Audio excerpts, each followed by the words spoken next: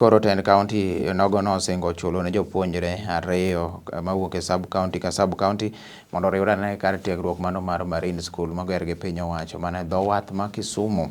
Jatend migawo mar somo e kaunti ma Kisumu John Abiero Awite olero ni koro timo mano en gima bende biro jiwo anena jopuonjre mago mabende koro wuok e gwenge mopogore opogore sub counties duto te ma Kisumu, kendo mano biro miyo gidonjre tije moko mago motenore gi mwandu ma iloso e tie pige mong'ere kaka blue economy. Awite ne lose kinde manotelo yawo ute somo manyien manogere skund primary ma Victoria Christian School mayudore e gwenge mag Holo, Kisumu West.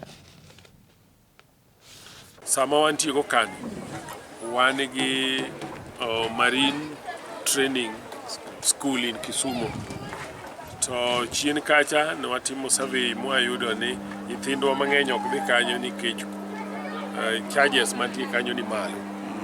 Koro as a government which we decide mwa resolve no wadwa sponsor kendo watachiwo full scholarship ne one girl one boy every sub county mondo wan bende wa benefit a facility ma sirikal oketo Kisumu no.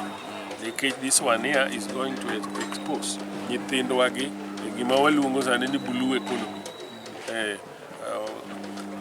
Manyalo yudo thuolo matiyo Lake Victoria ka, manyalo dhi Mombasa tiyo port kacha, kata moko nyalo dhi globally tiyo kuonde mamoko for the facilities man nikech en gi technical skills moko manyien manyoche onge market chon. Koro encourage ni jo Kisumu County bende aware nikech wakawo mana nyithindo ariyo per ward